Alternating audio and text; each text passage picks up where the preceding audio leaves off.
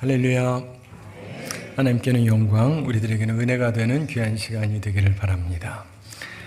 어떤 미국 교회에서요, 교회가 대출금이 많았습니다. 그래서 목사님이 고민이 많았는데 당회에 모여서 상의를 했습니다. 그리고는 다음 주 설교할 때 교회 대출금이 너무 많아서 요즘 갚기 위해서 특별 헌금을 요청하기로 당회에서 결의했습니다.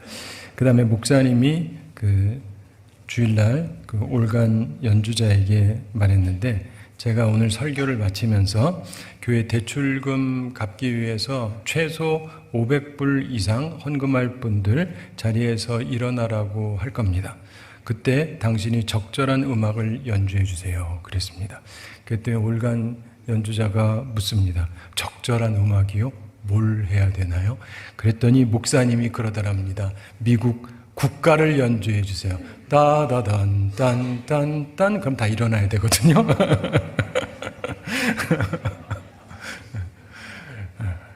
우리 교회는 갚아야 될 대출금이 전혀 없습니다. 감사한 일이죠. 여러분 일으켜 세우지 않을 테니까 걱정하지 마시기 바랍니다. 올해 마지막 주일입니다. 이날이 올 거라는 거 우리 모두 알고 있었죠. 근데 이날을 맞으면 벌써 한 해가 다 갔구나 이런 생각이 드실 수 있습니다. 이와 마찬가지로 예수님의 재림, 언젠지는 알 수 없지만 반드시 오는 사건이지 않습니까? 한 해가 끝나는 마지막에 있는 것처럼 이 세상에 끝나는 재림의 시간이 있습니다. 시간은 흐르는 물처럼 흐르지만 근데 단순히 떠내려가지 말고 우리가 주님 만나기 위한 준비를 꼭 하고 있어야 되는 것입니다.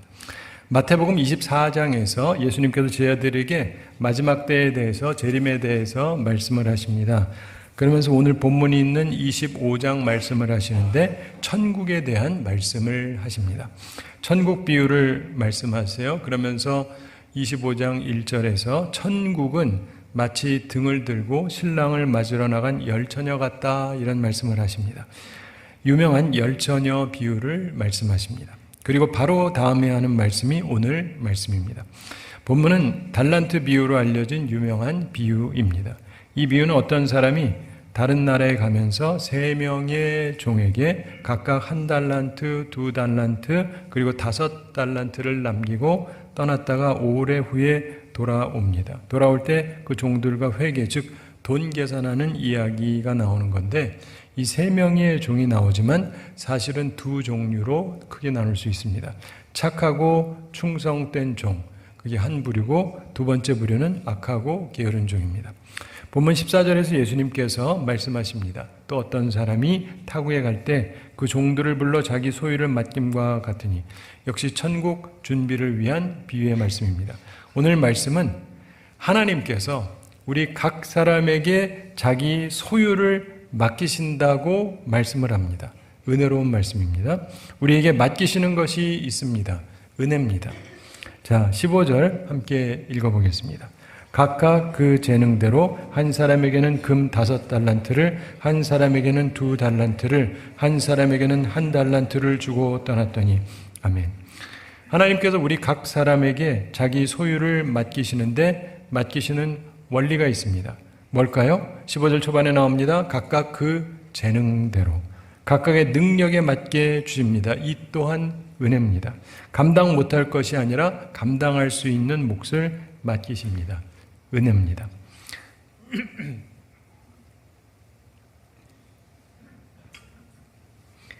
예수님께서 재림하실 때 우리는 둘 중에 하나로 분류될 것입니다. 착하고 충성된 종, 혹은 악하고 게으른 종, 이렇게 분류가 될 것입니다. 물론 우리는 모두 착하고 충성된 종으로 분류되어야 할 것입니다. 그렇죠? 본문에 나오는 종들에게는 공통점과 다른 점이 있습니다. 우선 그들의 공통점을 살펴보겠습니다. 이들에게 3가지 공통점이 있었습니다. 첫째, 신분이 같아요. 14절에서 말씀합니다. 또 어떤 사람이 타국에 갈 때 그 종들을 불러 자기 소유를 맡김과 같으니, 이렇게 말씀합니다. 3사람 모두 어떤 사람의 종들이었습니다. 즉 같은 신분 사람이었습니다. 시작점이 같다 이런 얘기입니다. 두 번째로 이들의 공통점은 주인의 계획을 알고 있었다는 것입니다. 14절 후반에서 주인이 종들을 불러 자기 소유를 맡김이라고 말씀하는데, 그들은 주인의 계획, 즉 재산을 증식해야 된다는 것을 또한 알고 있었습니다. 세 번째, 이들의 공통점은 모두 다 금 달란트를 받았다는 것입니다. 15절에서 말씀하죠. 각각 그 재능대로 한 사람에게는 금 5달란트를, 한 사람에게는 2달란트를, 한 사람에게는 1달란트를 주고 떠났더니, 물론 양이 조금 달라요. 그러나 분명히 모두 상당한 양의 재산관리 역할을 맡게 되었습니다. 다시 말씀드리는데 하나님께서는 우리 각 사람에게 자기 소유를 맡기십니다. 은혜입니다. 그런데 이 하나님의 맡기심에는 원리가 있습니다. 맡김에 세 가지 원리가 있는데 참고하시기 바랍니다. 세 가지가 있는데 첫째, 모든 것이 하나님의 것이라는 것이죠. 14절에서 또 어떤 사람이 타국에 갈 때 그 종들을 불러 자기 소유를 맡김과 같으니 이렇게 말씀합니다.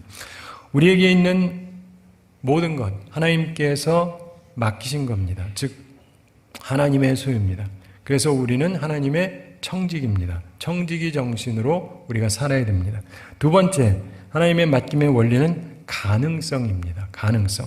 하나님께서 달란트를 다양하게 주시는데 15절에 각각 그 재능대로 한 사람에게는 금 5달란트를, 한 사람에게는 2달란트를, 한 사람에게는 1달란트를 주고 떠났더니 이렇게 말씀하는데 어떤 분은 분배가 공평하지 않다 이렇게 생각하는 분이 있는데 그러나 그런 것이 아닙니다. 우리는 내가 맡은 달란트가 남보다 많거나 적다고 불평할 이유가 없습니다. 왜냐하면 각각 그 재능대로 주어졌기 때문에 그렇습니다. 결국 각 사람의 능력의 가능성을 보고 적당한 것이 주어지는 것입니다. 적게 받았다는 것은 동시에 책임도 적다는 뜻이거든요. 따라서 적게 받은 것을 불만스럽게 생각할 필요가 없습니다.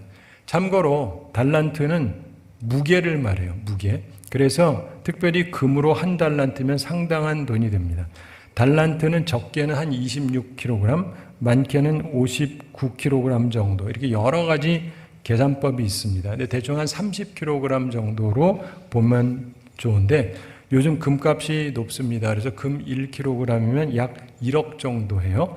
그러니까 30kg이니까 1달란트는 약 30억 정도 된다. 이렇게 볼 수가 있습니다. 가장 적게 받은 사람이 현금 30억을 받았다. 종이. 그게 적습니까? 상당한 액수죠. 30억으로 무언가를 하는 것은 충분히 가능합니다. 하다못해 은행에 예치만 해도 이자가 꽤 됩니다.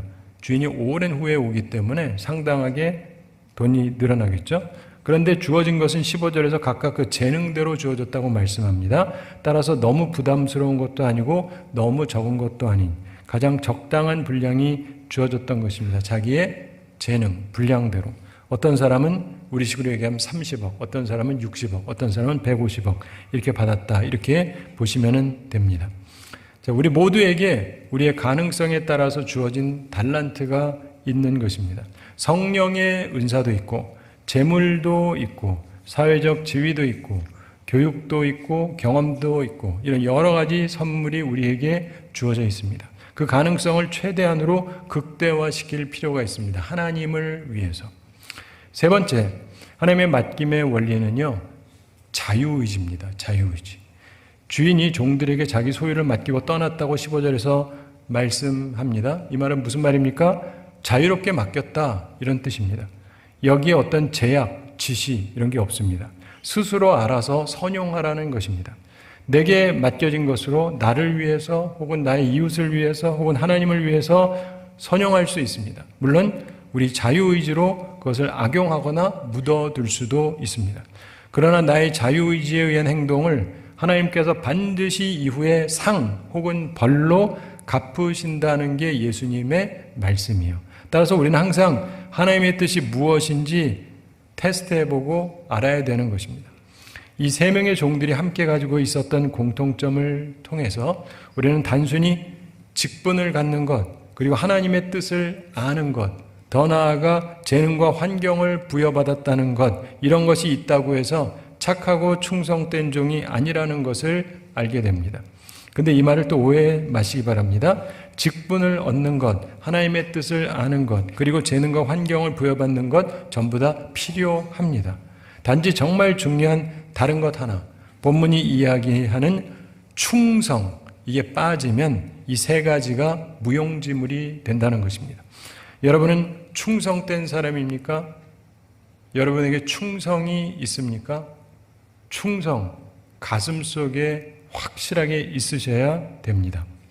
아멘을 아무도 안 하지만 가슴속에 충성이 있으셔야 됩니다. 감사합니다. 자, 이제 악하고 게으른 종과 착하고 충성된 종을 비교하면서 그 차이점을 살펴보겠습니다. 우선 악하고 게으른 종의 특징을 살펴보고 그 다음에 착하고 충성된 종의 특징을 살펴보겠는데, 본문의 악하고 게으른 종은 한 달란트를 받았다가 한 달란트를 그대로 드렸다 이렇게 되어 있죠. 우리는 그에게서 세 가지 특징을 발견할 수 있습니다. 안 좋은 거니까 우리가 조심해야 됩니다. 첫째가 뭐냐면 불성실입니다. 불성실. 이건 악하다라는 것으로 볼 수 있는데 18절에 보시면 한 달란트 받은 자는 가서 땅을 파고 그 주인의 돈을 감추어 두었더니 이렇게 말씀하죠. 달란트를 감추었다는 것은 주인의 유익을 위해서 아무런 수고나 노력을 하지 않았다 이런 얘기입니다. 그러니까 악한 거죠. 하나님의 유익을 위해서, 하나님의 영광을 위해서 아무 수고를 하지 않는 사람, 불성실한 사람은 악하고 게으른 종입니다. 근데 왜 그랬습니까? 한 달란트 받은 종이 뭐라고 변명을 합니까? 그의 감정은 두려움이었다고 얘기를 합니다. 25절 함께 읽어보겠습니다. 두려워하여 나가서 당신의 달란트를 땅에 감추어 두었었나이다. 보소서 당신의 것을 가지셨나이다. 자, 자기가 두려워서 달란트를 땅에 감추었다고 말합니다. 두려웠다는 변명을 합니다. 악한 변명입니다. 우린 이러지 말아야 됩니다. 두 번째, 악하고 게으른 종에게 나타나는 특징은 나태함입니다. 게을러요. 받은 것을 그대로 드렸는데 한 달란트 받았던 사람이 주인에게 그 한 달란트를 도로 드리면서 24절 후반에 말이죠. 보소서 당신의 것을 가지셨나이다. 하나님께 받았던 것을 그대로 드렸다. 이것은 나태함을 말합니다. 게으른 겁니다. 하나님께서 우리에게 달란트를 주실 때는 그것을 그냥 갖고 있다가 그대로 돌려드리라고 주시는 것이 아닙니다. 하나님께서 우리에게 생명을 주시고 생명을 연장시키시는 것, 그것은 우리가 시간만 낭비하라고 하시는 것이 아닙니다. 그런데 나태한 사람들이 있습니다. 새해를 맞이하면서 우리가 어찌할까를 생각해 보셔야 됩니다. 프랑크 미드라고 하는 사람이 쓴 재미있는 우화가 있는데 아주 유명한 글입니다. 성경 얘기 아니에요.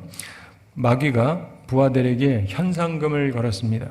기독교인들을 지옥으로 가게 하는 좋은 술책을 모집하는 것이었습니다.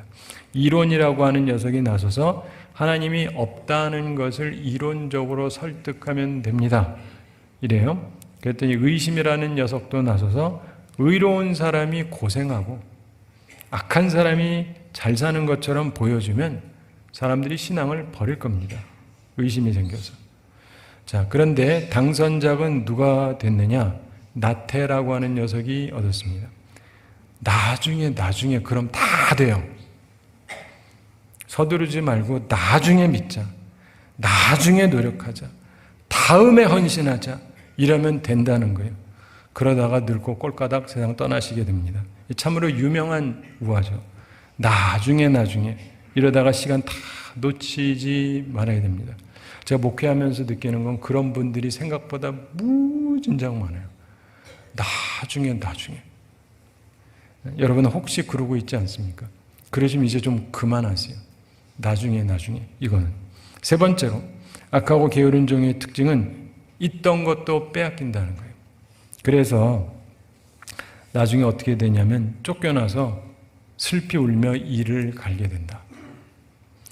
30절에 이를 갈게 된다. 이런 얘기가 나오죠. 28절 우선 함께 읽어보겠습니다. 그에게서 그 한 달란트를 빼앗아 10달란트 가진 자에게 주라. 결국 이 사람은 있던 것조차 빼앗기게 됩니다. 30절도 함께 읽어보겠습니다. 이 무익한 종을 바깥 어두운 데로 내쫓으라. 거기서 슬피 울며 이를 갈리라 하니라. 아멘. 악하고 게으른 자의 결말은 있던 것도 빼앗기게 되고 어두운 데서 슬피 울며 이를 갈게 될 것이다. 이렇게 얘기합니다. 마귀가 쓰는 방법을 따르면 있는 것도 다 뺏기고 참으로 비참한 미래를 맞게 됩니다. 그런 사람은 한 명도 없으시게 되기를 바랍니다. 우리는 악하고 게으른 종이 아니라 착하고 충성된 종으로 살아야 됩니다. 한 가지 중요한 것은 우리 주님께서 잘하였도다 착하고 성공한 종아 이렇게 말씀하지 않았다는 것입니다. 주님께서는 잘하였도다 착하고 충성된 종아 이렇게 말씀했습니다. 우리의 목표는 성공이 아닙니다. 충성입니다. 저희 아버님이 목회 말년에 항상 하시던 게 있어요. 목회의 목표는 성공이 아니다. 충성이다. 저런 걸 항상 기억해요. 우리는 착하고 충성된 종이 되어야 합니다. 오늘 본문에서 착하고 충성된 종의 특징 세 가지를 찾을 수가 있습니다. 우리가 그것을 배워야 합니다. 첫째로 이들은 성실한 사람들이었습니다. 우리에게도 성실함이 있어야 됩니다. 16절 함께 읽어보겠습니다. 5달란트 받은 자는 바로 가서 그것으로 장사하여 또 5달란트를 남기고 아멘. 주인이 소유를 맡기고 떠났을 때 그는 바로 가서 장사합니다. 지체하지를 않아요. 아주 부지런하게 성실하게 주인을 위해서 힘썼습니다. 17절도 함께 읽어보겠습니다. 2달란트 받은 자도 그같이 하여 또 2달란트를 남겼으되 아멘. 2달란트 받은 자도 그같이 했다 이렇게 얘기합니다. 이 사람도 바로 가서 그랬다는 거죠. 이 두 종 모두 아주 성실한 종이었습니다.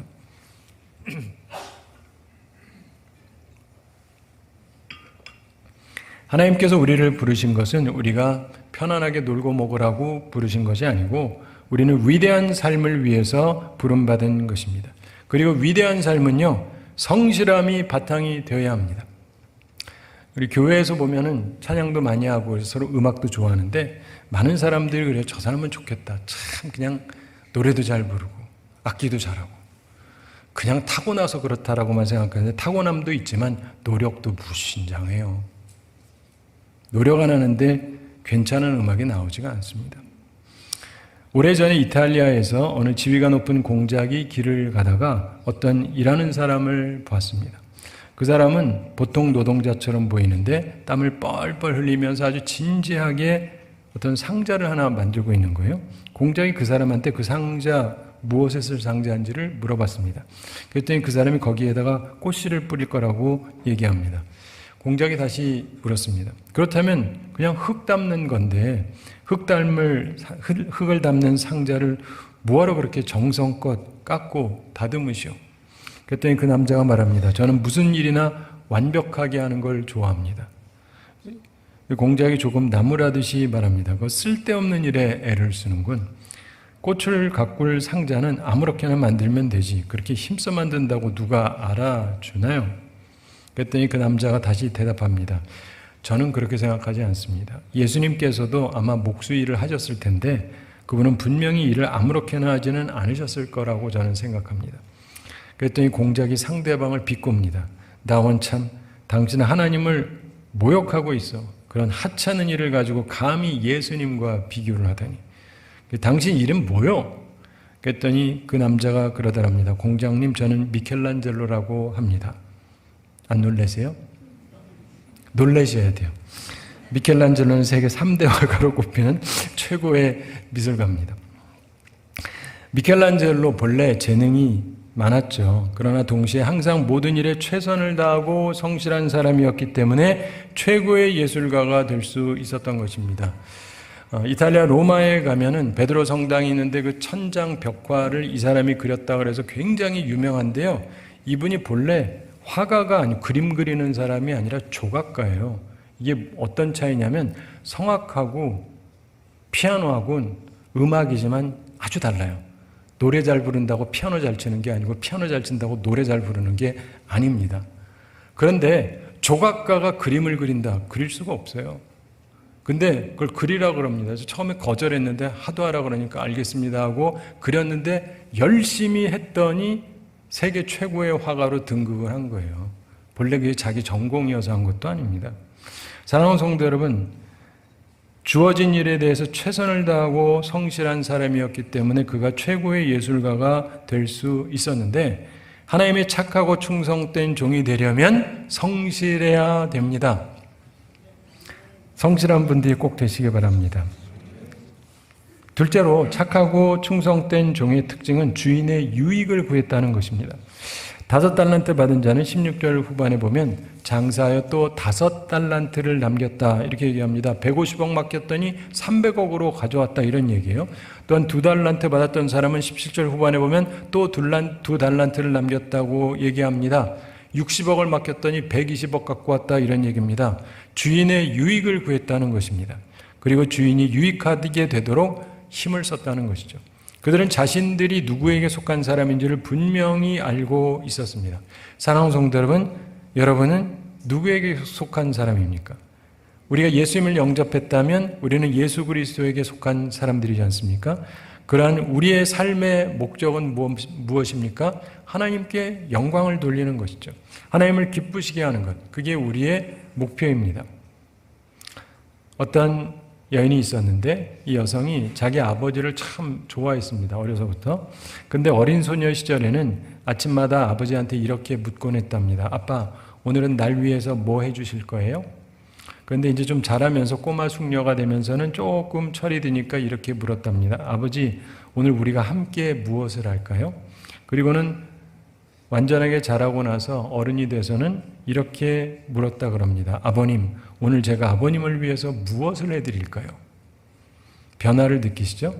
아버지의 유익을 구할 줄 아는 것, 그게 바로 성숙한 증거입니다. 우리 모두 신앙의 어린아이 시절에야 하나님 아버지 오늘 나한테 뭐 주실래요? 이거 주세요. 주로 그러죠. 근데 좀 더 성숙해지면 하나님 아버지 우리가 함께 무엇 할까요? 이렇게 묻는데 더 성숙해지면 이렇게 기도합니다. 하나님 아버지 제게 무엇을 원하십니까? 이렇게 묻는 거예요. 말씀하옵소서 주의 종이 듣겠나이다. 이렇게 기도하게 되는 것입니다. 참으로 착하고 충성된 종은 주인 되시는 하나님의 유익을 구하는 사람입니다. 여러분은 어떤지 한번 생각해 보시고 이런 기도를 꼭 하시는 분들이 되시기 바랍니다. 하나님 아버지 제게 무엇을 원하십니까? 말씀하옵소서 듣겠습니다. 이런 분들이 다 되시기를 바랍니다.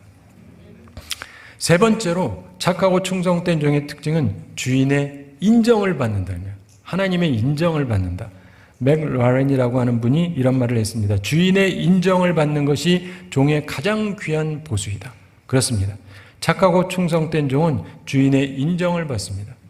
우리는 하나님의 인정을 받는다. 얼마나 큽니까? 그리고 그 인정받음은 더 큰 일을 맡겨주시고 또한 주인의 즐거움에 참여하는 것으로 이어진다고 말씀합니다. 주인이 5달란트 받았던 종에게 말씀하죠. 21절 함께 읽어보겠습니다. 그 주인이 이르되 잘하였도다 착하고 충성된 종아 내가 적은 일에 충성하였음에 내가 많은 것을 내게 맡기리니 내 주인의 즐거움에 참여할지어다 하고 아멘. 충성했으니 많은 것을 맡기고 너의 주인의 즐거움에 참여하라. 역시 2달란트 받았던 종에게도 같은 종류의 말씀을 하시죠. 23절 함께 읽어보겠습니다. 그 주인이 이르되 잘하였도다 착하고 충성된 종아 내가 적은 일에 충성하였음에 내가 많은 것을 내게 맡기리니 내 주인의 즐거움에 참여할지어다 하고 아멘.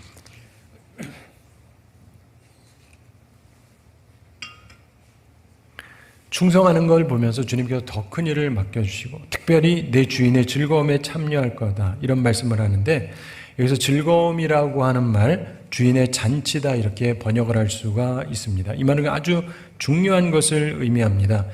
종이 주인의 식탁에 오른다는 것입니다. 옛날에 이거 불가능한 거였습니다.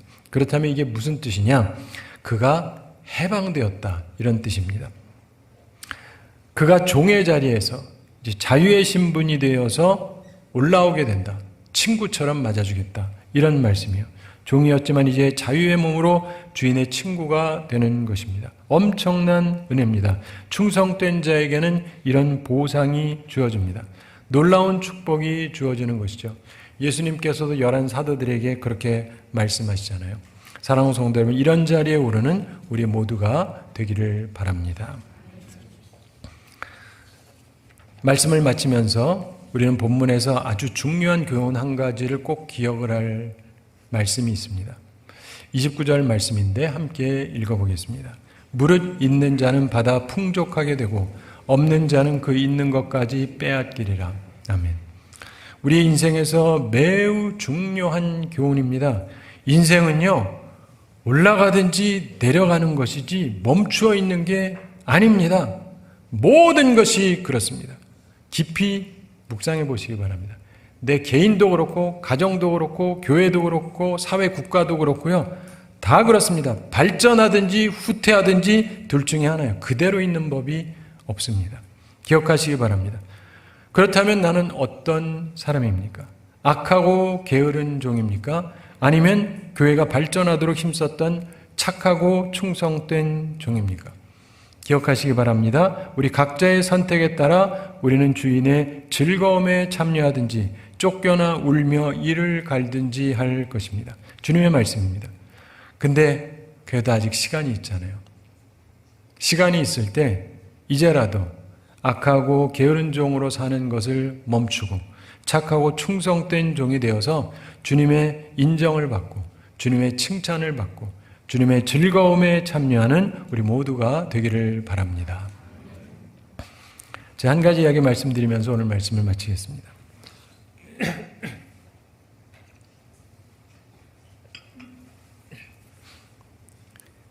동방에서 내려오는 비유를 말씀드리려고 하는 건데 어떤 상인이 있었습니다. 근데 얼마 동안 먼 곳으로 떠나게 됐습니다. 그래서 그의 친구 두 사람에게 각각 밀 2자루씩을 주었습니다. 그러면서 그가 돌아올 때까지 이거 좀 잘 처리해달라 이렇게 부탁을 했습니다.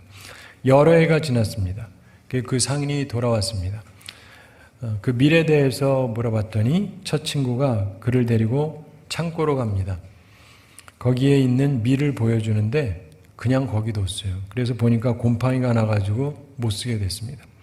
근데 또 다른 한 친구는 그를 데리고 넓은 들판으로 나갑니다. 그리고는 물결치고 있는 밀밭을 보여줍니다. 밀 2자루로 인한 소출이 그렇게 계속돼서 이렇게 늘어났다라고 말합니다. 그때 그 상인이 친구에게 이렇게 말했다 그럽니다. 자네는 정말로 신실한 친구군. 밀 2자루만 내게 돌려주고 나머지는 전부 자네가 갖게. 이건 비유인데요. 우리에게 중요한 것을 가르쳐 주는 것입니다. 사랑하는 성도들은 인생에서 영원한 현상 유지는 절대 없어요. 그런 거 없으니까 그런 거 쓸데없는 거 바라지를 마세요. 현상 유지만 하면 된다? 현상 유지가 안 돼요.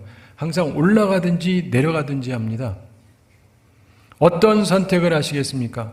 많은 사람들이 큰 일은 겁나서 못하고 작은 일은 하찮아서 하고 싶어 하지 않고 그러다가 아무 일도 못하고 시간만 낭비하다가 나이가 들고 그러다 모든 게 끝나요. 악하고 게으른 종처럼 현상 유지하려다가 있는 것도 빼앗기는 삶을 살지 마시고 착하고 충성된 종이 되어서 주님의 인정과 칭찬을 받고 주인의 즐거움에 참여하는 우리 모두가 되기를 우리 주님의 이름으로 축원합니다. 우리 함께 기도하겠습니다. 사랑의 하나님 아버지, 우리를 사랑하시고 오늘도 저희에게 귀한 말씀 주심을 감사드립니다. 어떻게 살 것인가? 하나님의 계획을 깨닫고 믿음으로 살고 소망으로 살고 사랑으로 살며 충성된 종으로 사는 저희들 되게 하여 주시옵소서. 주신 말씀 우리 마음에 잘 새기고 새해를 맞이하면서 말씀으로 승리하는 우리들 다 되게 하여 주시고 한 인생을 살면서 주님에게 인정받고 칭찬받고 주님으로부터 보상받는 복된 삶을 살아가는 저희들이 다 되도록 은혜 베풀어 주시옵소서. 감사드리며 예수님의 이름으로 기도드리옵나이다. 아멘.